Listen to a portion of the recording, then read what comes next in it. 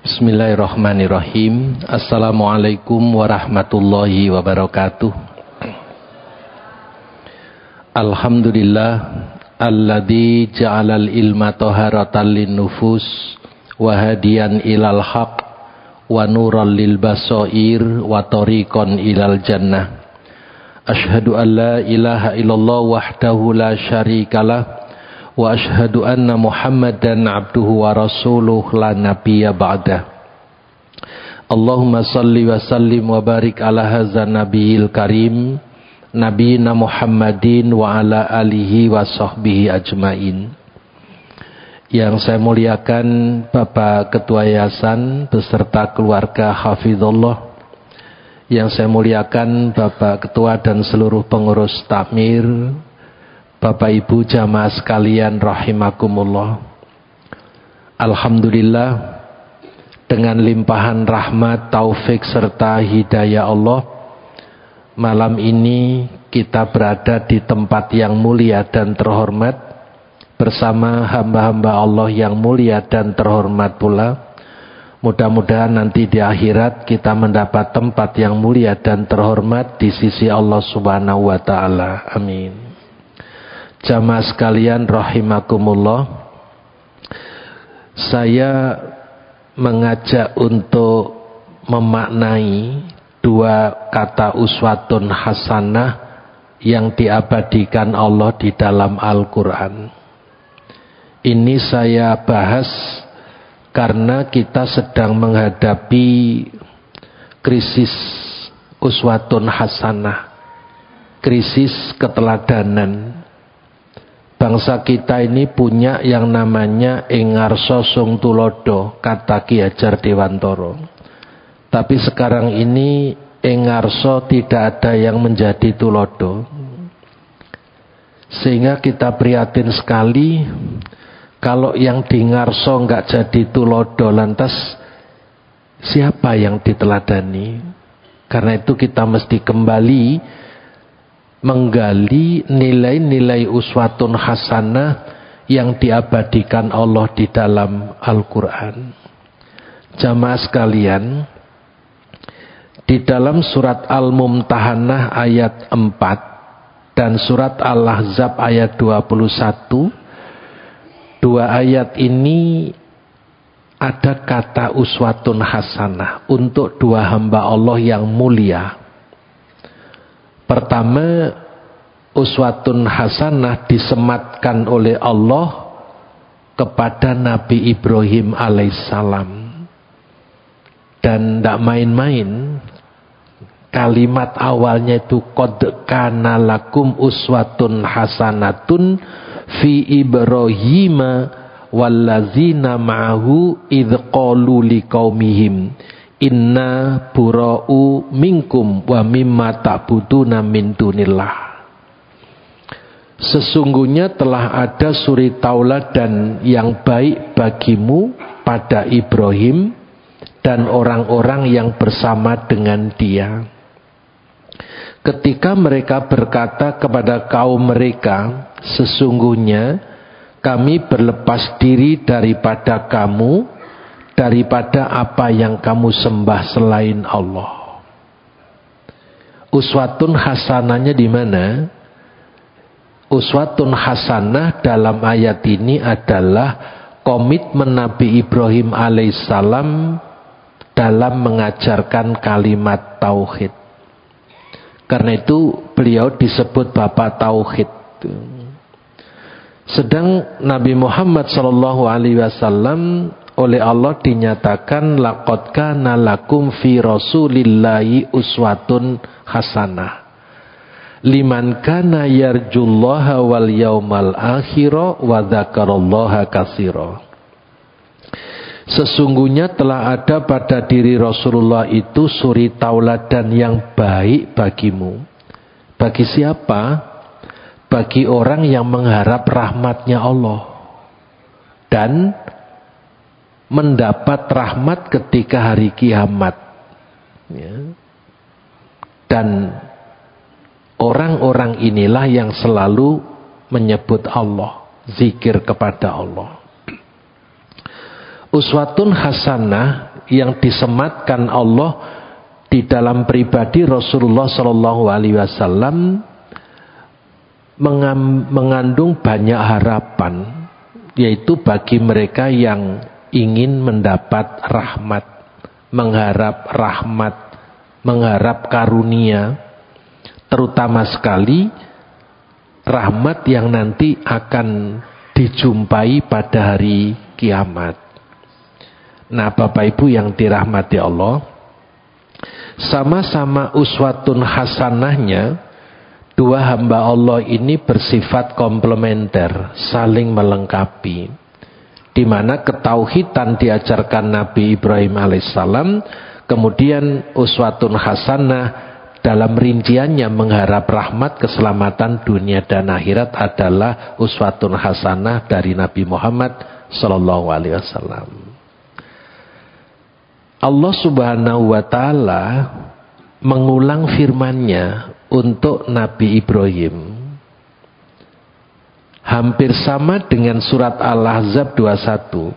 Laqad kana lakum fihim uswatun hasanatul liman kana yarjullaha wal yaumal akhir wa may yatawalla fa innallahu wal ghaniyyul hamid. Sesungguhnya pada mereka itu, yaitu Ibrahim dan umatnya, ada teladan yang baik bagimu, yaitu bagi orang-orang yang mengharap pahala Allah dan keselamatan pada hari kemudian. Dan barang siapa yang berpaling, maka sesungguhnya Allah, dialah yang maha kaya lagi maha terpuji. Bapak Ibu yang dirahmati Allah, pengulangan uswatun hasanah dalam surat Al-Mumtahanah ayat 4 ini adalah merupakan rekomendasi dari Allah bahwa pribadi Nabiullah Ibrahim alaihissalam itu adalah uswatun hasanah. Lantas rekomendasi Allah terhadap uswatun hasanahnya Nabi Muhammad apa? Di dalam surat Al-Qalam ayat 4. Allah Subhanahu wa taala merekomendasi akhlak Nabi Muhammad dengan firman-Nya, wa innaka la'ala khuluqin azim. Dan sesungguhnya kamu Muhammad benar-benar berbudi pekerti yang agung. Maka akhlak Rasulullah Shallallahu Alaihi Wasallam itu adalah akhlak yang recommended, akhlak yang mendapat rekomendasi langsung dari Allah Subhanahu wa taala. Maka akhlaknya Rasul itu tidak membutuhkan pengakuan dari siapapun, Pak. Orang saat dunia ini mengakui akhlaknya Nabi Muhammad agung, sesungguhnya lebih dulu diagungkan oleh Allah, lebih dulu diakui oleh Allah. Dan andai kata orang saat dunia ini tidak mengagungkan akhlaknya Rasul, juga keagungan akhlak Rasulullah tidak berkurang. Karena apa? Yang merekomendasi itu Allah. Karena itu menjadi lucu ketika orang-orang yang mengkritik Rasulullah, menghina, mencaci, ya, seperti Salman Rushdie apa itu dengan The Satanic, ayat-ayat setan itu, ya. The Satanic Versus itu kita mentertawakan. Kenapa? Loh, yang merekomendasi akhlaknya Rasul itu Allah kok. Lah manusia yang akhlaknya bejat kok malah menuduh Nabi macam-macam itu, menghina, mencaci itu. Jadi lucu. Michael Hart dalam penelitiannya meletakkan Rasulullah itu di antara 100 tokoh. Rasulullah itu ranking 1, Pak. Karena apa? Beliau memiliki keagungan akhlak dan sukses di dalam membangun kemajuan peradaban di Madinah. Sehingga desa yang tadinya namanya Yasrib bisa dibangun menjadi Madinah Al-Munawwarah. Nah, oleh karena itu Bapak Ibu yang dirahmati Allah, keagungan akhlak Rasulullah ini menandakan bahwa kita ini sebenarnya disayangi oleh Allah. sudah ditunjukkan laqad kana lakum fi rasulillahi uswatun hasanah, diberi rekomendasi lagi. Berarti apa? Yang namanya umat Nabi Muhammad itu teladan yang paling ideal adalah Rasulullah Sallallahu Alaihi Wasallam. Karena itu Bapak Ibu yang dirahmati Allah, meskipun dalam menghadapi krisis keteladanan, krisis uswatun hasanah, kita masih punya sumber keteladanan yang sempurna, yaitu akhlak beliau berdua ini, Nabi Ibrahim alaihissalam dan Nabi Muhammad sallallahu alaihi wasallam.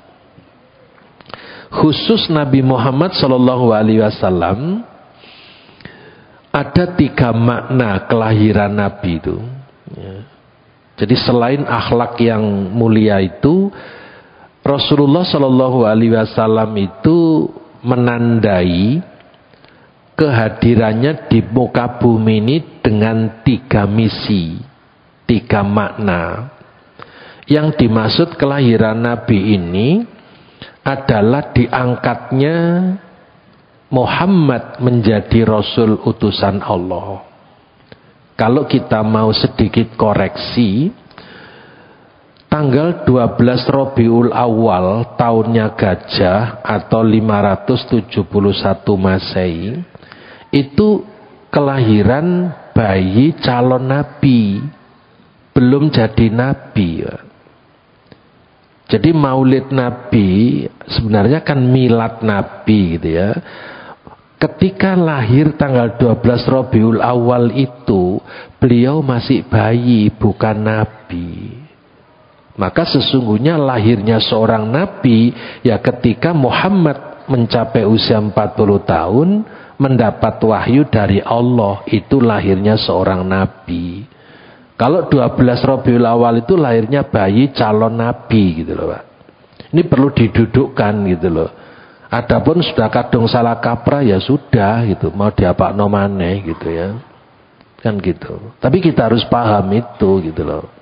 Nah, Bapak Ibu, yang saya maksud kelahiran Nabi ini, begitu Rasulullah diangkat jadi Nabi dan Rasul, pertama menyelamatkan keimanan manusia dari kemusyrikan. Tugas utamanya beliau itu. Melalui apa? Melalui kalimatul wahdah, la ilaha illallah. Kalimatul wahdah ini istilah yang dibangun oleh Ibnul Qayyim al-Jauzi.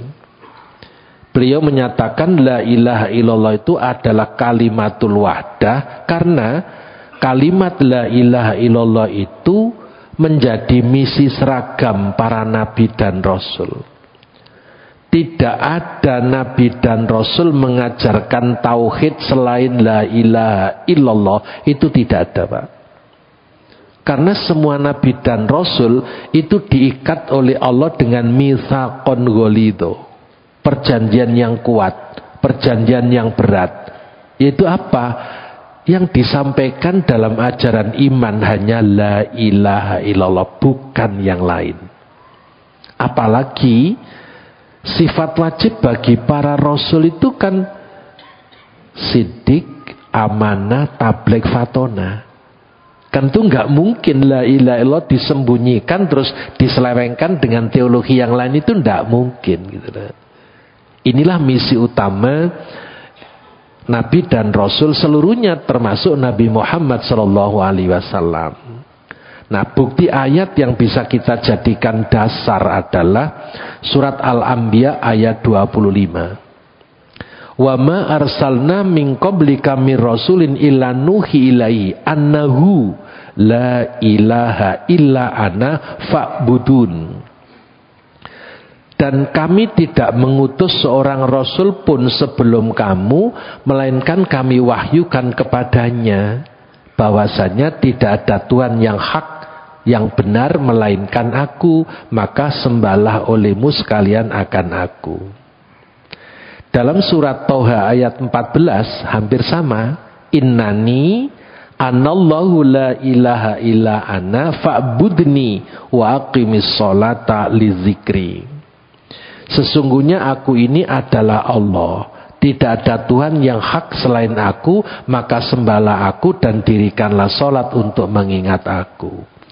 Bapak Ibu yang dirahmati Allah, kalimat tauhid la ilaha illallah disebut sebagai kalimatul wahdah, karena dengan kalimat ini misi para nabi dan rasul seragam, bahwa Tuhan yang berhak disembah adalah Tuhan yang menciptakan, bukan Tuhan ciptaan, apalagi Tuhan yang diciptakan. Ciptaan itu makhluknya Allah, tidak patut disembah karena itu ciptaan Allah. Kalau ciptaan Allah saja tidak boleh disembah, apalagi Tuhan yang diciptakan oleh manusia. Itu bukan Tuhan. Patung, berhala, arca itu bukan Tuhan. Itulah sumber kemusyrikan. Inilah misi utama dan pertama Rasulullah diutus Allah ke muka bumi ini. Yang kedua, menyelamatkan manusia dari krisis nilai kemanusiaan. Melalui misi apa? Rahmatan lil alamin. Satu-satunya nabi yang diutus dengan kalimat rahmatan lil alamin hanyalah Rasulullah sallallahu alaihi wasallam. Dalam surat Al-Anbiya ayat 107 jelas, wa ma arsalnaka illa rahmatan lil alamin. Dan tiadalah kami mengutus kamu Muhammad melainkan untuk menjadi rahmat bagi semesta alam. Bapak Ibu yang dirahmati Allah, wujud rahmatan lil alamin pertama adalah kedudukan Nabi Muhammad. Wujud ini tidak bisa diingkari oleh siapapun. Maka Muhammadun aba ahadim mirrijalikum walakir rasulallahi wa khataman nabiyyin wa kanallahu bikulli syai'in alima. Muhammad itu sekali-kali bukanlah bapak dari seorang laki-laki di antara kamu, tetapi dia adalah Rasulullah, utusan Allah dan penutup nabi-nabi, dan adalah Allah Maha mengetahui segala sesuatu. Jadi kedudukan Nabi Muhammad ini merupakan rahmat bagi seluruh alam. Mengapa? Karena begitu Allah menyatakan khataman nabiyyin, Allah tidak ngangkat nabi dan rasul baru sampai kiamat. Maka seluruh umat Islam sepakat, kalau ada yang ngaku-ngaku nabi sesudah Nabi Muhammad SAW, jelas itu nabi palsu. Kata Syahid Hasan Al-Banna, khotaman nabiin itu hanya disematkan seorang rasul saja, enggak banyak rasul, enggak ada rasul yang lain kecuali hanya Nabi Muhammad saja. Maka sekali lagi, Rasul akhir zaman itu untuk membimbing manusia sampai kiamat, Pak. Walaupun beliau sudah wafat, ajaran yang ditinggalkannya itu ajaran abadi. Itulah wujud rahmatan lil alamin. Dan sesungguhnya kalau mau jujur mengakui, ya, penutup para nabi ini sudah diketahui oleh ahlul kitab, baik Yahudi maupun Nasrani. Karena apa? Karena ciri-ciri Rasul terakhir penutup itu sudah dituangkan di dalam Taurat maupun Injil. Nanti Bapak Ibu baca surat Al-Fatah ayat 29. Muhammadur Rasulullah walladzina ma'ahu asyidda'u 'alal kufar ruhama'u bainahum tarahum ruk'an sujadan yabtaghuna fadlan minallahi waridwana simahum fi wujuhihim min atharis sujud zalika masaluhum fit Taurat wa masaluhum fil Injil. Zalika masaluhum fit Taurat wa masaluhum fil Injil. Ciri-ciri Rasul terakhir beserta pengikut-pengikut beliau itu sudah dituangkan cirinya dalam Taurat maupun Injil. Maka mereka tahu persis. Dan fakta lagi yang nggak bisa diingkari adalah ketika istri para pendeta itu hamil, para pendeta itu berdoa, semoga anak yang akan dilahirkan oleh istri saya nanti memiliki ciri-ciri sebagai nabi terakhir sebagaimana yang mereka ketahui dalam kitab Taurat maupun Injil. Oleh karena itu terjadi manipulasi yang luar biasa, ya. Dan kita sebagai seorang mukmin yang mengimani bahwa Rasulullah sebagai khataman nabiin, maka kita mesti menjaga diri kita untuk ittiba Rasul, mengikuti petunjuk Rasulullah. Nah, ini kedudukan Nabi Muhammad sebagai wujud rahmatan lil alamin. Yang kedua, kedudukan Al-Quran. Bapak Ibu yang dirahmati Allah, di dalam surat Yusuf ayat 2 sampai dengan 3, sesungguhnya kami menurunkannya berupa Al-Quran dengan berbahasa Arab agar kamu memahaminya. Kami menceritakan kepadamu kisah yang paling baik dengan mewahyukan Al-Quran ini kepadamu. Dan sesungguhnya kamu sebelum kami mewahyukannya adalah termasuk orang-orang yang belum mengetahui.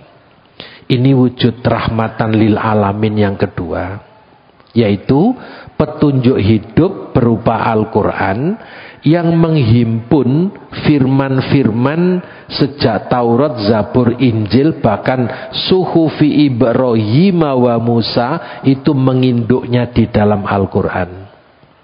Maka sesudah Al-Quran sempurna, Allah tidak nurunkan firman baru sampai kiamat. Allah nggak nurunkan firman baru sampai kiamat. Dan itu logis. Kalau Allah nggak ngangkat Nabi dan Rasul baru sampai kiamat, maka Allah juga nggak bakalan nurunkan firman baru. Karena firman disampaikan lewat Rasul. Lah kalau Allah sudah nggak ngangkat Rasul, firman mau disampaikan kepada siapa?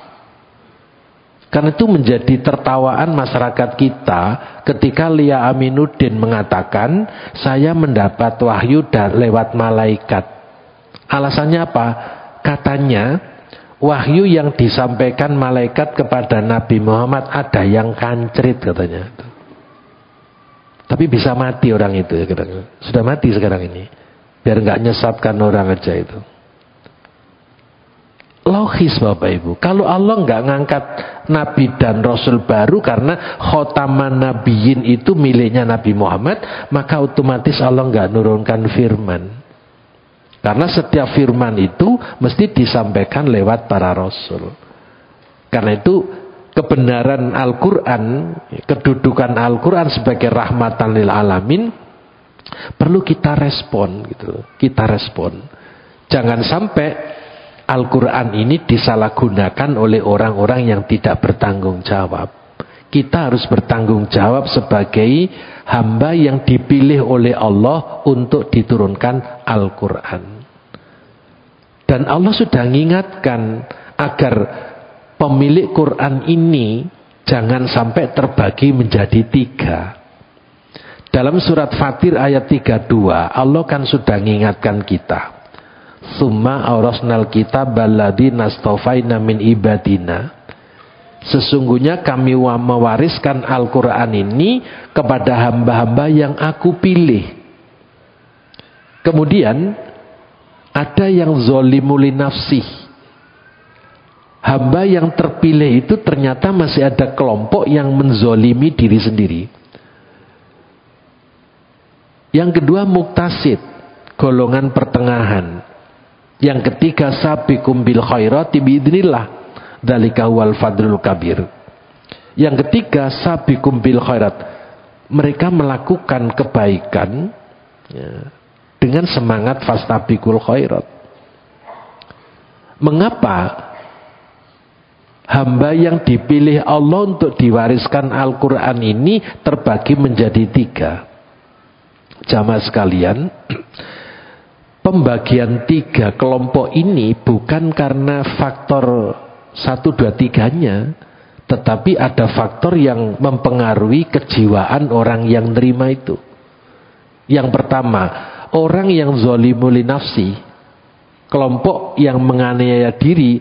Kata An-Naisaburi dalam tafsirnya Gharaibul Quran menegaskan orang yang mengacaukan Al-Quran, orang yang seringkali memutarbalikkan ayat-ayat Al-Quran, orang yang sudah mendapat petunjuk tapi tidak digunakan dalam kehidupannya.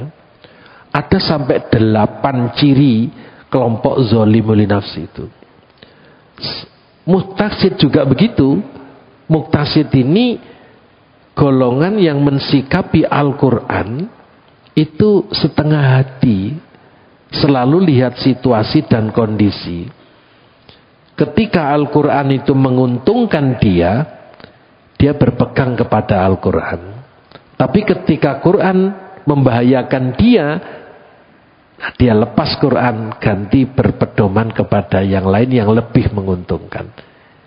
Kata Pak Hamka, Muqtasid ini golongan seperti air di atas daun talas, tidak memiliki pendirian yang kuat, mencela-mencele, tergantung kemiringan daun talas itu. Maka tidak ada pilihan lain bagi umat Nabi Muhammad kecuali menjadi kelompok sabiqum bil khairati biiznillah. Zalika wal fadlul kabir. Ini bukti kedua tentang rahmatan lil alamin. Yang ketiga, kedudukan Islam. Islam itu dinyatakan oleh Allah, al-yauma akmaltu lakum dinakum wa atmamtu alaikum nikmati wa raditu lakumul Islam madina. Pada hari ini telah kusempurnakan untuk kamu agamamu dan telah kucukupkan kepadamu nikmatku dan telah aku ridhoi Islam itu jadi agamamu.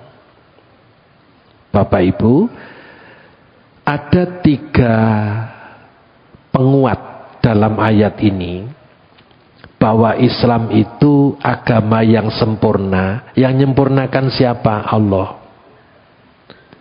Dan Islam itu nikmat yang sudah cukup untuk dinikmati. Dan hanya Islam satu-satunya agama yang diridhoi oleh Allah. Maka bukti rahmatan lil alaminnya apa? Sejak Islam dinyatakan seperti ini oleh Allah, maka sampai kiamat Allah nggak nurunkan agama baru dari langit. Sampai kiamat. Inilah rahmatan lil alamin. Ya. Kalau agama-agama yang dibuat manusia banyak, tapi agama samawi berakhir pada agama Islam. Karena itu Islam dinyatakan langsung oleh Allah, innad dina indallahil Islam. Sesungguhnya agama yang benar di sisi Allah hanyalah Islam. Tuh. Karena benarnya Islam sejak dari Allah, maka Islam tidak membutuhkan pembenaran dari siapapun. Islam tidak butuh kita benarkan, justru kita yang butuh kebenaran Islam. Mengapa? Walaupun orang saat dunia ini membenarkan Islam, Islam itu sudah lebih dulu benar sebelum dibenarkan manusia. Andai kata seluruh dunia ini manusianya mendustakan Islam, kebenaran Islam nggak tergoyahkan. Karena apa? Yang membenarkan itu loh pembuat Islam dan pemilik Islam, dan menyatakan waraditu lakumul Islam madina. Karena itu kita yang butuh Islam, dan kita yang butuh istiqomah mengkaji kedalaman makna dalam Islam. Agar apa?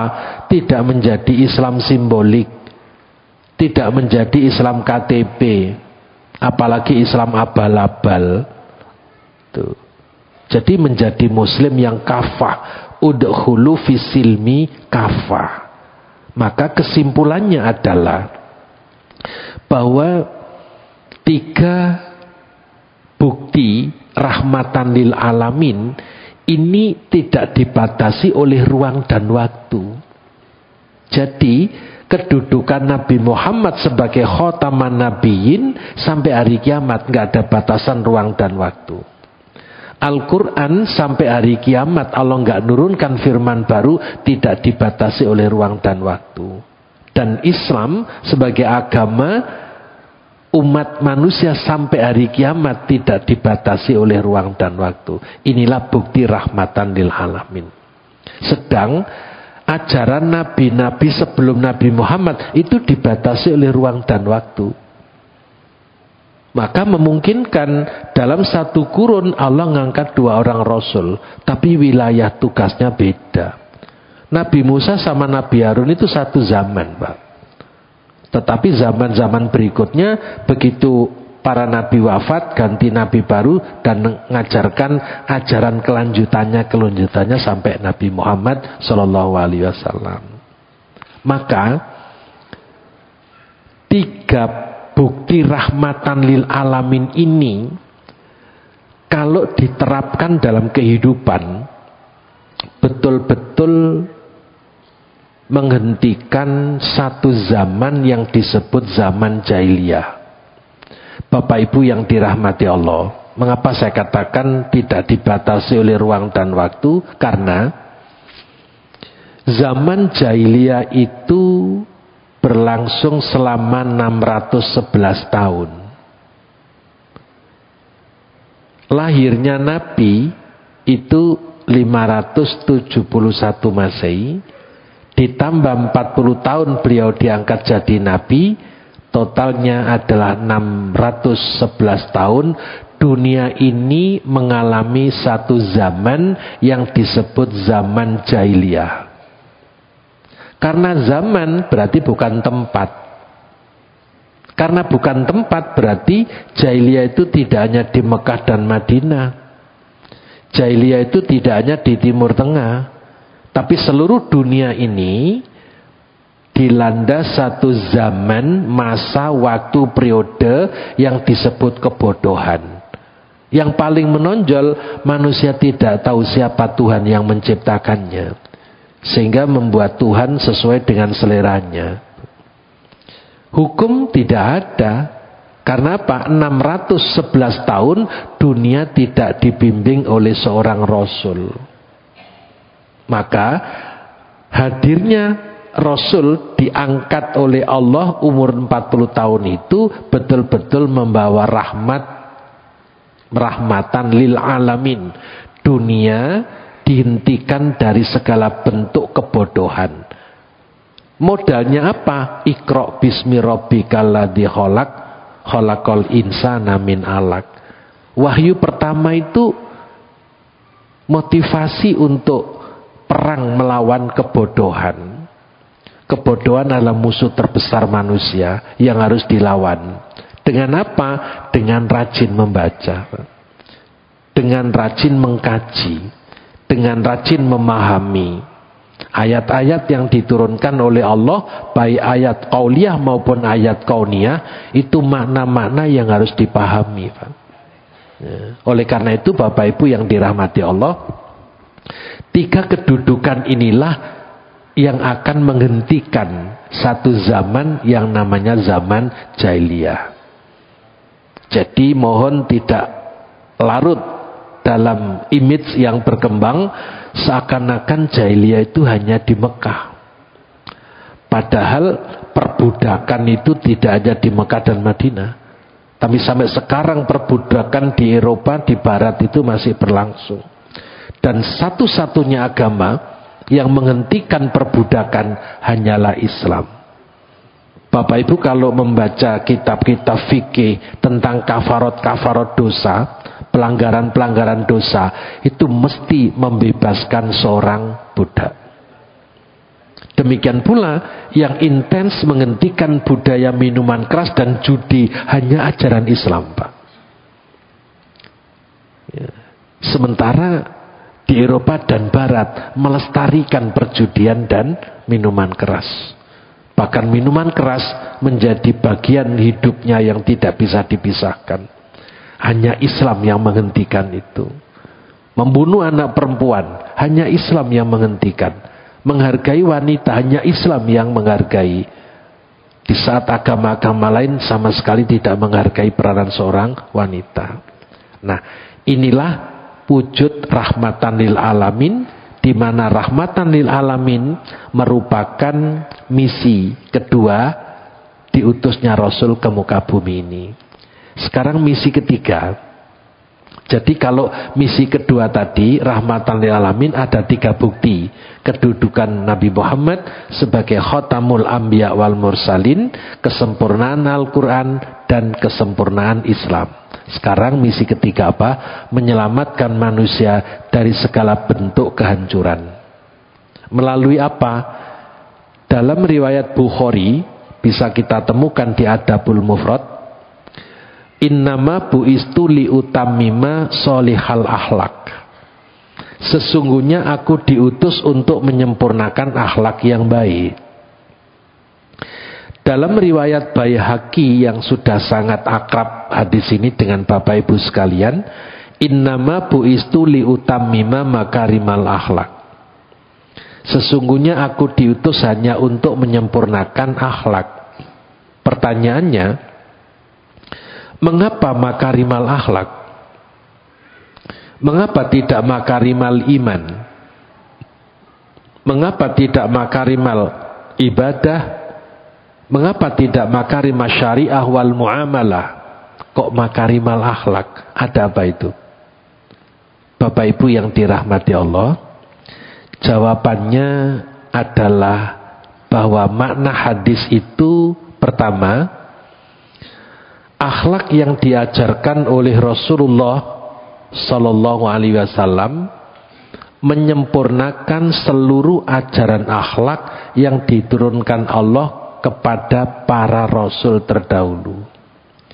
Jadi Rasul-Rasul sebelum Rasulullah Sallallahu Alaihi Wasallam itu juga mengajarkan akhlak, hanya belum sempurna. Mengapa belum sempurna? Karena populasi manusia masih sedikit, problem akhlak belum banyak. Sedangkan di zaman Nabi Muhammad SAW populasi manusia sudah banyak dan problem kemanusiaan sangat padat. Maka beliau diutus menyempurnakan ajaran akhlak yang sudah pernah disampaikan oleh Rasul-Rasul terdahulu. Nah, sekarang yang kedua, bahwa akhlak yang diajarkan oleh Rasulullah menyempurnakan seluruh sistem ajaran Islam. Akidah, ibadah, syariah itu sempurnanya ada pada akhlak. Akidah nggak bisa jalan sendiri tanpa akhlak. Syariat nggak bisa jalan sendiri tanpa akhlak. Muamalah apalagi. Nah, kerangka berpikirnya melalui ini Bapak Ibu. Saya buatkan sistematika ajaran Islam. Ajaran Islam itu terdiri dari 3 ajaran besar, yaitu akidah, keimanan, ketauhidan. Ini seluruh nabi membawa misi akidah yang sama. Ya. Kemudian syariat itu mengajarkan hukum, kaidah, norma yang mengatur masalah ibadah dan muamalah. Kemudian ibadah itu dibagi menjadi 2, ibadah mahdzah dan ibadah ghairu mahdzah. Ibadah mahdzah itu artinya ibadah pokok, bersifat given, tidak bisa ditawar, tidak boleh ditambah, tidak boleh dikurangi. Seperti sholat itu ibadah mahdzah, waktunya ditentukan oleh Allah, bilangan rakaatnya ditentukan oleh Allah dan Rasul, kaifiat, tata cara, bacaan, syarat rukun yang membatalkan semuanya baku, given. Sehingga nggak boleh ada rekayasa. Itu ibadah mahdzah. Zakat itu ibadah mahdoh. Ada nisab, ada haul, ada macam-macam yang harus dikeluarkan zakatnya, ada asnaf, ada prosentase, ada waktu kapan mengeluarkan zakat. Itu baku, given, nggak bisa direkayasa. Ya. Puasa bulannya ya bulan Ramadan, syarat rukunnya baku, tidak bisa rekayasa. Haji, khudu'an limanasikakum, ambil tata cara haji dariku, itu ibadah mahdoh. Sedang ibadah ghairu mahdoh itu misalnya sodakoh. Sodakoh itu tidak ada batasan sebagaimana zakat. Sodakoh itu nggak ada nisab, nggak ada haul, nggak ada prosentase, nggak ada asnaf. Dan sodakoh tidak selalu berhubungan dengan uang, tidak selalu berhubungan dengan harta. Karena apa? Kullu ma'rufin sodakotun. Semua kebaikanmu itu adalah sodakoh. Sampai watabassamu kafi wajihika sodakotun. Senyummu, keramahanmu untuk saudaramu itu adalah sodakoh. Berarti apa? Sodakoh itu ibadah ghairu mahdoh, sedangkan zakat itu ibadah mahdoh. Ta'awun, tolong menolong, itu ibadah ghairu mahdoh. Siapa yang harus kita tolong? Nggak ada batasan. Berapa yang kita tolong? Nggak ada batasan. Kapan kita nolong? Nggak ada batasan.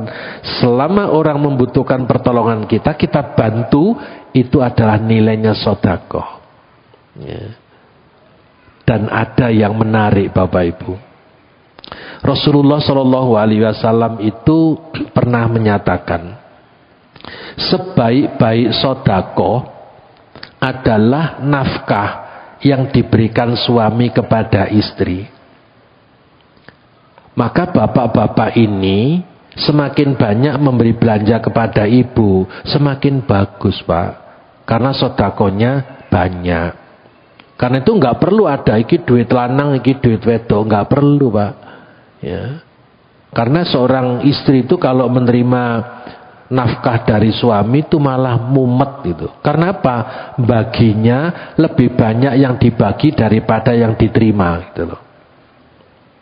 Karena itu semua nilainya kebajikan. Kullu ma'rufin shadaqatun. Itu bedanya antara ibadah mahdoh dan ibadah ghairu mahdoh. Belajar itu ibadah ghairu mahdoh. Belajar itu nggak ada batasan ruang dan waktu. Seperti kita sekarang ini sedang belajar tuh. Cari ilmu. Dan itu sebuah amalan yang memiliki keabadian itu. Au ilmin yuntafa'u bihi itu. Jadi itu ibadah mahdoh dan ghairu mahdoh. Muamalah, sebanyak aktivitas hidup manusia itu diatur oleh Islam melalui syariat bidang muamalah.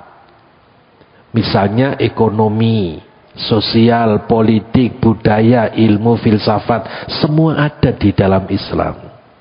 Nah sekarang akhlak. Akhlak itu posisinya nomor 3. Di antara 3 ajaran besar Islam, akhlak menduduki posisi ketiga. Tapi akhlak akhlak yang diajarkan Rasulullah itu menyempurnakan akidah, menyempurnakan keimanan. Contoh, akmalul mu'minina imanan ahsanuhum khuluqan. Sempurnanya iman seseorang tergantung sempurnanya akhlak seseorang.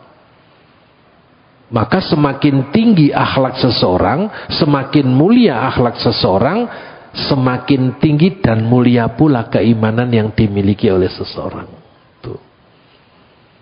Ambil contoh lagi, Pak. Man kana yu'minu billahi wal yaumil akhir falyakul khairan aw liyasmut. Barang siapa yang beriman kepada Allah dan beriman kepada hari akhir, hendaklah bertutur kata baik atau diam. Tutur kata baik itu akhlak, menandai orang itu beriman kepada Allah dan beriman kepada hari akhir. Hadis Nabi riwayat Muslim ini perlu kita kritisi. Mengapa ada lompatan man kana yu'minu billahi wal yaumil akhir? Kok tidak man kana yu'minu billahi wa malaikatihi wa kutubihi wa rusulihi? Kok itu ditinggal lantas lompat wal yaumil akhir? Itu artinya bahwa orang bertutur kata baik itu sampai ke akhirat, Pak. Demikian pula orang bertutur kata jelek, hina, nista, itu juga sampai ke akhirat, Pak. Karena itu mengerikan kalau sekarang ini orang bertutur kata itu lepas kontrol. Di media sosial Bapak Ibu mengikuti orang berkomunikasi yang sangat jauh dari etika dan norma berkomunikasi. Ingat sampai akhirat itu. Karena Rasulullah menyandingkan man kana yu'minu billahi wal yaumil akhir. Maka harus waspada kalau bicara itu jangan sampai sembarangan yang nantinya akan menyesal. Tadi saya khutbahkan di majelis ini itu. Nah, demikian pula orang yang beriman kepada Allah dan beriman kepada hari akhir, tandanya memuliakan tetangga, menghormati tetangga, dan memuliakan tamu. Akhlak-akhlak ini sampai ke akhirat, Pak. Oleh karena itu Bapak Ibu yang dirahmati Allah, akhlak itu menyempurnakan iman.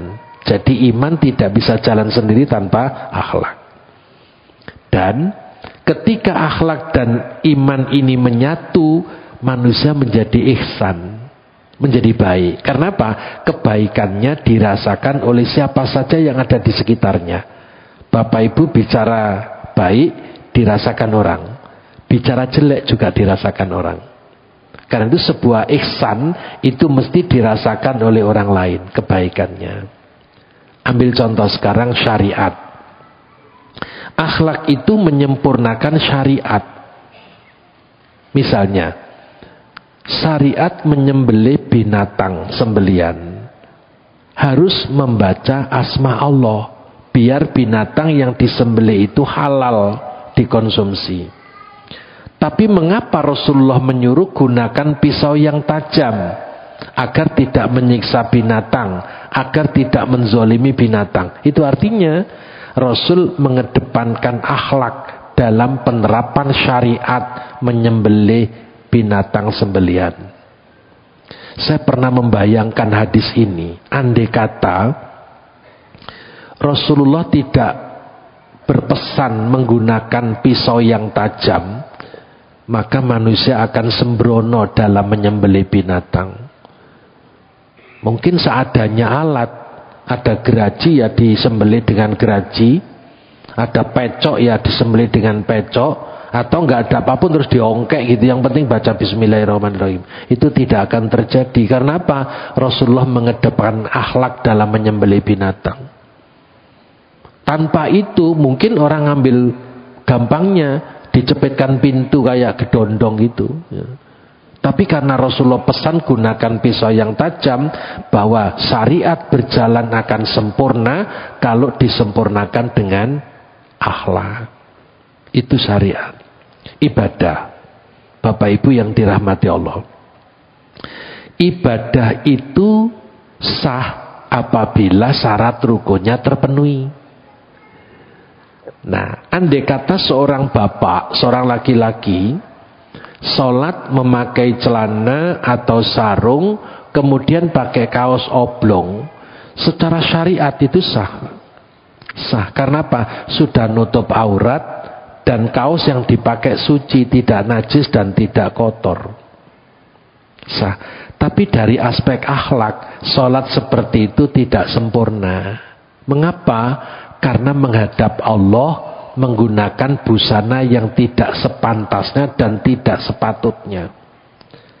Sedang Allah sudah memanggil, ya Bani Adam, khudhu zinatakum inda kulli masjidin. Wahai anak cucu Adam, pakailah pakaian-pakaianmu yang terbaik ketika ke masjid, ketika sholat. Maka tidak etis kalau sholat pakai kaos, apalagi kaos oblong, apalagi kaos promosi. Ya, dapat hadiah promosi terus dipakai sholat. Waspada, ntar lagi pilkada, biasanya bagi-bagi kaos partai politik. Jangan sampai terjadi selesai kampanye terus sholat, kaosnya nggak dilepas, nggak ganti yang bagus. Ya, itu menghina Allah itu. Karena Allah sudah menyuruh khudzu zinatakum inda kulli masjidin. Baik sholat sendiri apalagi ke masjid harus menggunakan busana yang pantas dan patut untuk menghadap Allah. Dan itu akhlak. Tuh. Karena itu Bapak Ibu yang dirahmati Allah, akhlak ini betul-betul menyempurnakan akidah syariah ibadah. Muamalah lagi misalnya. Ambil contoh kasus ya Pak. Orang beli itu secara syariat boleh kan milih-milih barang, milih-milih mana yang cocok, mana yang sesuai dengan anggaran yang tersedia. Milih boleh. Asal milihnya itu tidak terus berantakan gitu loh. Itu ndak etis itu. Milih sudah berantakan nggak jadi beli, itu malah nggak etis itu. Ya. Karena itu betul kalau penjual-penjual itu membuat contoh. Ini loh contohnya. Nanti kalau Bapak ukurannya apa L, XL atau XXL, nanti kami ambilkan di gudang itu. Itu bagus. Dalam rangka apa? Tidak saling menzolimi. Contoh lagi, nawar itu boleh. Secara syariat nawar boleh. Misalnya, Pak, barang ini berapa? 25.000 Pak itu. Maaf, boleh ditawar enggak? Oh boleh. Nah, saat itulah orang nawar barang berakhlak. Karena minta izin dulu, tanya dulu boleh enggak nawar itu. Tapi kalau tanya barang, Pak ini berapa? 25.000 loh. Barang jeleknya kayak gini 25.000 Pak. Di tempat saya cuma 5.000 Pak itu. Nah itu orang nawar tidak berakhlak itu. Itu kalau penjualnya nggak marah itu untung itu. Tuh. Kalau penjualnya, kalau di tempatmu 5.000 sih tak borongi semua itu gimana tuh? Karena itu di dalam bermuamalah itu harus disempurnakan dengan akhlak tuh. Nah, Bapak Ibu yang dirahmati Allah ini, jadi akhlak Rasulullah itu, akhlak yang diajarkan Rasulullah itu sempurna. Maaf, ini tinggal 7 menit jadwal saya, biar nanti nggak di-print sama. Satu contoh Bapak Ibu, ini perilaku Rasulullah. Beliau sebagai suami mengatakan sebaik-baik laki-laki adalah yang paling baik dan lemah lembut terhadap istrinya. Ini hadisnya. Dari Sayyidah Aisyah Rasulullah bersabda, khairukum li ahlihi, ana wa anna khairukum li ahlihi. Sebaik-baik kalian adalah suami yang paling baik terhadap keluarganya, dan aku adalah yang paling baik terhadap keluargaku. Ini. Kemudian tadi sudah saya sampaikan, dari Abu Hurairah Rasulullah bersabda, 1 dinar yang engkau keluarkan di jalan Allah, lalu 1 dinar yang engkau keluarkan untuk memerdekakan seorang budak, lalu 1 dinar yang engkau keluarkan untuk 1 orang miskin, dibanding dengan 1 dinar yang engkau nafkahkan untuk keluargamu, maka pahalanya paling besar adalah yang engkau berikan untuk keluargamu. Jadi prioritas nafkah itu untuk keluarga. Sampai 1 berbanding 3. Itu lebih baik 1 dinar untuk keluarga dibanding 3 dinar yang dibagi-bagikan untuk infak di jalan Allah, untuk memerdekakan seorang budak, dan untuk dibagikan kepada fakir miskin. Dengan demikian insya Allah nggak ada suami yang mentelantarkan istri dan keluarga Pak. Kalau mengikuti akhlak yang diajarkan oleh Rasulullah. Sikap terhadap orang lain, perhatian, lemah lembut, santun, tawadhu, ramah, murah senyum. Ini akhlaknya Rasul. Kemudian kesederhanaan Rasulullah. Jauh dari kesan berkasta, borjuis, dan keningratan. Rasulullah menjauhi sikap itu, ya. Kalau ada pakaian yang koyak, yang sobek, Rasulullah menambalnya sendiri tanpa perlu menyuruh istrinya. Tuh. Bila pulang tidak menjumpai makanan yang siap dimakan, sambil tersenyum Rasulullah menyingsingkan lengan bajunya untuk membantu istrinya di dapur. Jadi Rasulullah itu tidak ada gengsi, ya, ketika membantu istrinya masak di dapur. Ini yang perlu diteladani, Pak. Beliau ringan tangan dan beliau selalu perhatian dengan keluarganya. Ada kisah menarik ketika sholat berjamaah. Rasulullah terlihat mengalami kesulitan dalam bergerak, bahkan terdengar suara tulang bergesekan.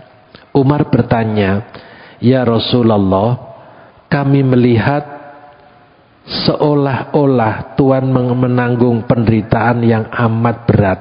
Apakah Rasulullah sakit?" Rasul menjawab, "Tidak ya Umar, alhamdulillah aku sehat dan segar." Umar bertanya balik, "Ya Rasulullah, mengapa setiap kali Tuhan menggerakkan tubuh, kami mendengar seolah-olah sendi Tuhan bergesekan di tubuh Tuhan?" Kami yakin Rasulullah sakit. Apa jawab Rasul? Akhirnya Rasulullah mengangkat jubahnya. Para sahabat terkejut. Ternyata perut Rasulullah yang kempis dililit selai kain yang berisi batu kerikil buat menahan rasa lapar dan buat agar beliau bisa tegak berdiri. Umar teriak, "Ya Rasulullah, adakah bila Tuhan menyatakan lapar dan tidak punya makanan, kami tidak akan mendapatkan buat Tuhan?" Apa jawab Rasulullah? Ini yang perlu dipahami oleh penguasa sekarang, Pak. Jawab Rasulullah apa? Dengan lembut Rasul menjawab, "Tidak para sahabatku, aku tahu apapun akan engkau korbankan demi Rasulmu. Tetapi apa yang akan aku jawab di hadapan Allah nanti apabila aku sebagai pemimpin menjadi beban umatnya." Rasulullah sebagai pemimpin tidak membebani umat. Maka pemimpin dan penguasa jangan membebani rakyat. Kelak Rasulullah sejak takut akan pertanggungjawaban itu. Maka betapa takutnya seorang penguasa yang zalim terhadap rakyatnya. Oleh karena itu Bapak Ibu yang dirahmati Allah, ini patut dicontoh. Dan beliau di ujung pernyataannya, "Biarlah kelaparan ini sebagai hadiah Allah buatku, agar umatku kelak tidak ada yang kelaparan di dunia ini, lebih-lebih tiada yang kelaparan di akhirat kelak." Ini yang harus dipahami oleh para penguasa. Jadi jangan sembrono ketika menduduki satu jabatan, takutlah kalau menzolimi rakyatnya. Demikian Bapak Ibu, kurang 1 menit waktunya habis. Saya tadi pentelengi jam saya di laptop, takut nanti di-print gitu, sehingga mohon yang 1 menit ditambah-tambah sendiri aja, saya takut kebanyakan itu. Demikian yang dapat saya sampaikan dalam kajian 2 uswatun hasanah yang diabadikan Allah dalam Al-Quran. Doa kami semoga Bapak Ibu diparingi sehat walafiat lahir dan batin, agar istiqomah di majelis taklim, sholat berjamaah, dan memakmurkan masjid yang dirahmati oleh Allah Subhanahu wa Ta'ala ini. Kurang lebihnya mohon maaf. Hadanallahu wa iyyakum ajmain. Wassalamualaikum warahmatullahi wabarakatuh.